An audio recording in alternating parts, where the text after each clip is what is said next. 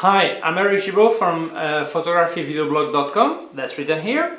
And today we're going to look at a zoom lens, a Sigma 150 500 millimeters that opens at f5 to f6.3. It is apochromatic, it means there is a special treatment of the lens, so the quality, the optical quality is better. Okay, I've already opened the box, so I'm going to look at it. It comes with its own special bag that has everything to transport it. Okay, it's really well protected, and here is the lens itself. It's really well built. The cap. Okay, then you have a special lock. It means when you transport it, because you can also hang it from your shoulder if you want. It may open, so you can lock it, so this way it doesn't move. You have image stabilization off. Position 1 is stabilizing anyway, and 2 is just vertical way.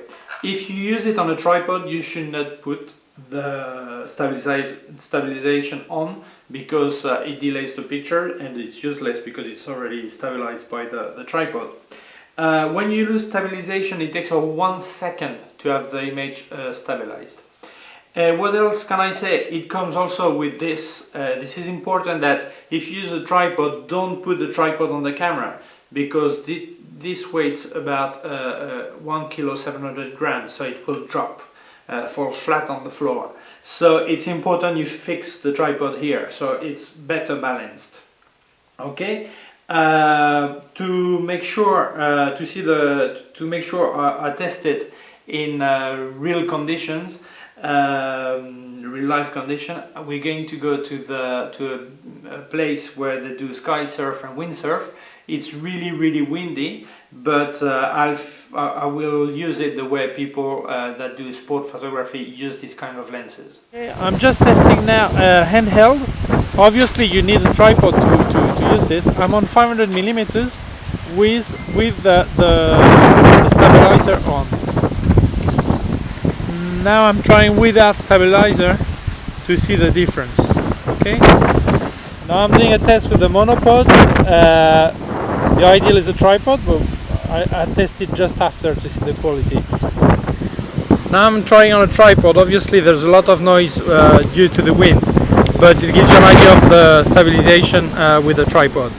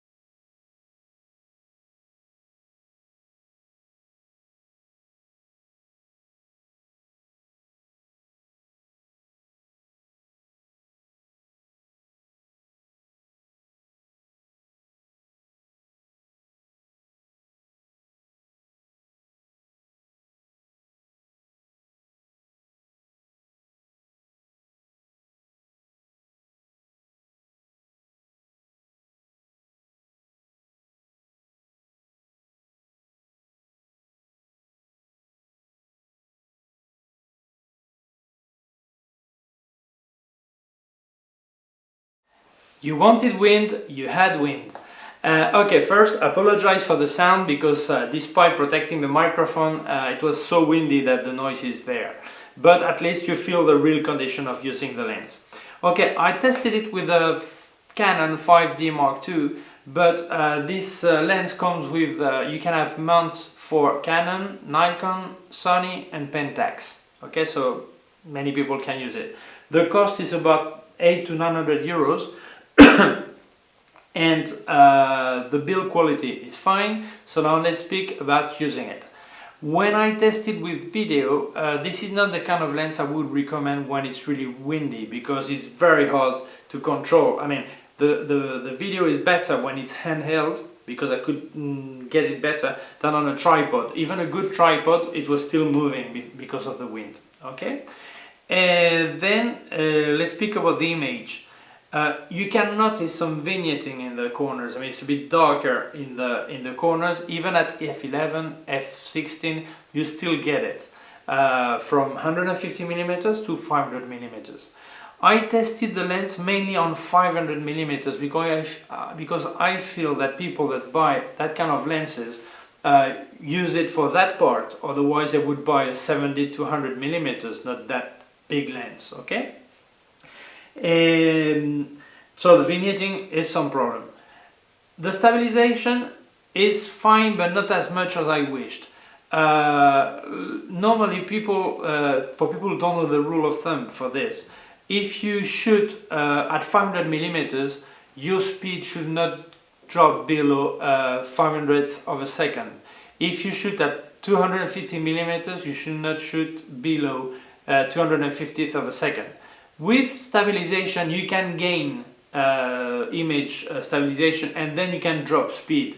In theory, you could drop at least 2 steps, but I could not manage to do it. I mean, on 500 millimeters, I could get a sharp picture at 250th of a second and 200th of a second, but not 125th of a second as it's supposed to do, okay?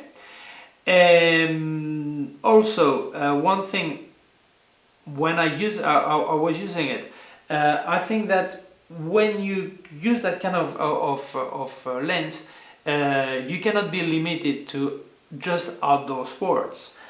But with these so little luminous lenses, this is a big problem, because people buy them and then after they want to go to a concert. And for a concert it's no good, because where the 70-200 2.8 or 300mm 2.8 is the king, this is useless, because at 6.3 you will never gain the light you need. So even you could put a higher ISO, but then you drop on quality, okay?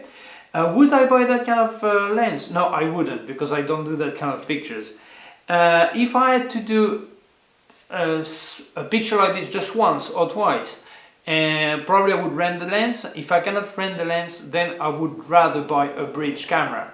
I think people think, a bridge, you're crazy or what? Yeah, well, no, I'm not crazy. Well, maybe I am, but really, I think if it's just for a few pictures, for half the price of this, you can get a Lumix FZ200 that opens at 2.8 up to 600 millimeters. Or if you need more zoom, you can get a Canon SX50HS that go up to 1000 and something millimeters. So really, I think that if you do a lot of pictures like this and your budget is limited and the light is good, that's a fine lens. If your budget is limited but the available light is not much, this is not the tool that will give you the right results. So, or you save for better lens, or you go to another option, like a different tool, okay? Well, thank you very much for watching. Oh yeah, sorry, I was forgetting that there is also image distortion. If you look at the horizon, we used to see this way on the wide angle, and this one is just the other way around, okay? So, but there is some distortion. Okay, that's finished then. Thank you for watching the video. Please visit my blog, photographyvideoblog.com, and do not hesitate to subscribe to the YouTube channel, youtube.com/photographyvideoblog. Okay, thank you very much and see you soon.